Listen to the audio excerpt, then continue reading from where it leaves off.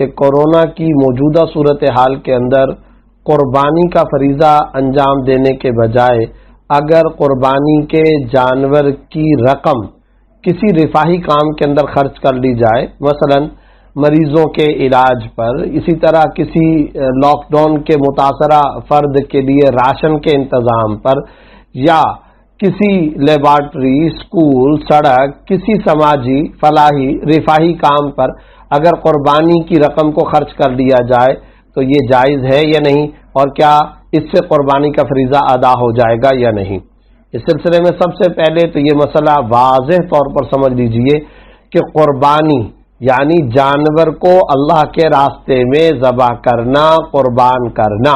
یہ ایک مستقل شرعی فریضہ ہے، اسلام کا ایک رکن، اسلام کا ایک فریضہ، ایک واجب حکم، اور اللہ رب العزت کی طرف سے عبادت کا ایک ایسا لاگو حکم ہے جو تمام کے تمام صاحب استطاعت بالغ مسلمانوں پر شرعاً لازم اور لاگو کیا گیا ہے، اور اس کی شکل اور اس کی صورت صرف اور صرف یہی ہے کہ جانور لیا جائے اور جانور کو ذبح کیا جائے۔ قرآن کریم کے اندر تقریباً نصف درجن سے زیادہ آیات کے اندر قربانی کا تذکرہ ہے۔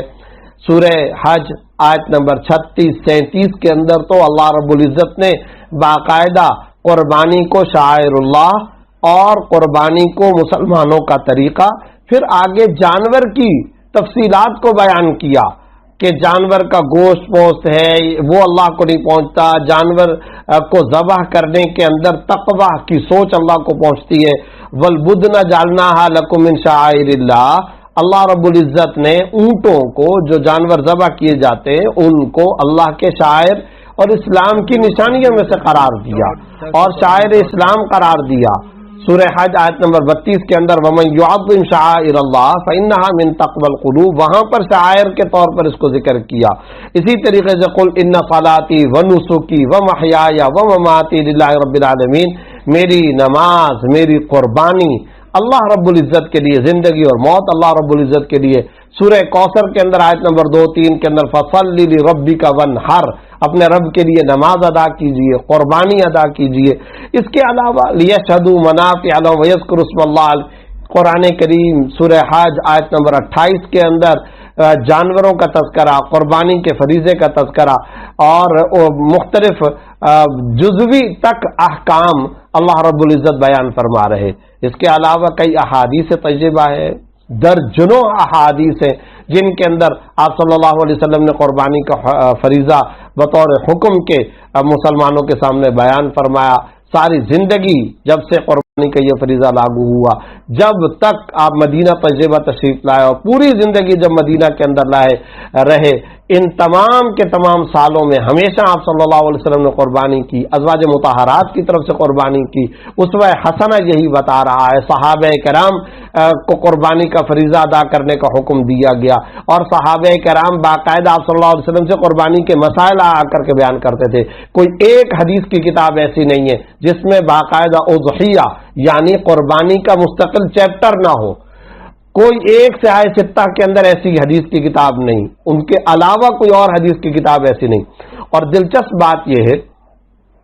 کہ قربانی سے متعلق آپ صلی اللہ علیہ وسلم نے جو احادیث بیان فرمائی ہیں، ان احادیث میں سے بعض ایسی احادیث ہیں جن کا آج مطالعہ کیا جاتا ہے تو محسوس ہوتا ہے کہ آج کے دور کے ہمارے کچھ لبرل اور سیکولر احباب کی جو یہ سوچ تھی، اس کو باقاعدہ گرایا گیا، اس کا جواب دیا گیا۔ وہ احادیث قابل مطالعہ ہیں، آپ ذرا پڑھیے۔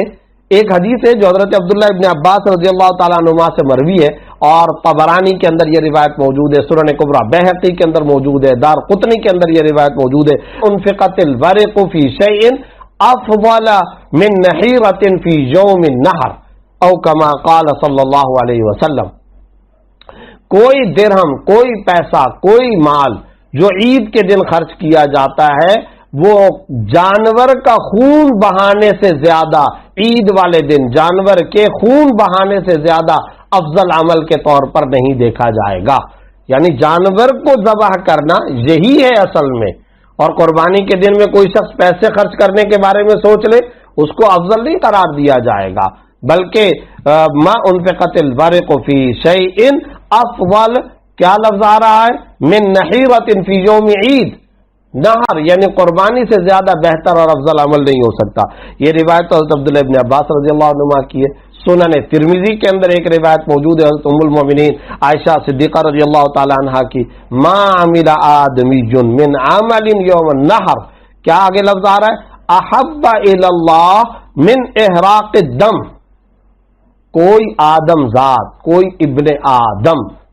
قربانی کے دن کے اندر اگر کوئی عمل کرتا ہے، عبادت کی نیت سے کیا گیا کوئی بھی عمل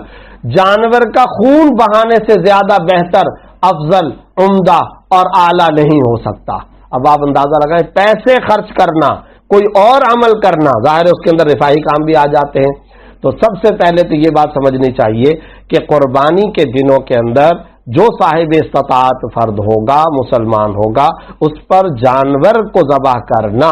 اور چھری پھیرنا اور چھری پھروانا اور جانور کو اللہ کے راستے کے اندر ذبح کرنا، یہی لاگو ہے، یہی فریضہ ہے، یہی عبادت ہے، یہی ذمہ داری ہے۔ سب سے پہلے تو یہ سمجھ لیں۔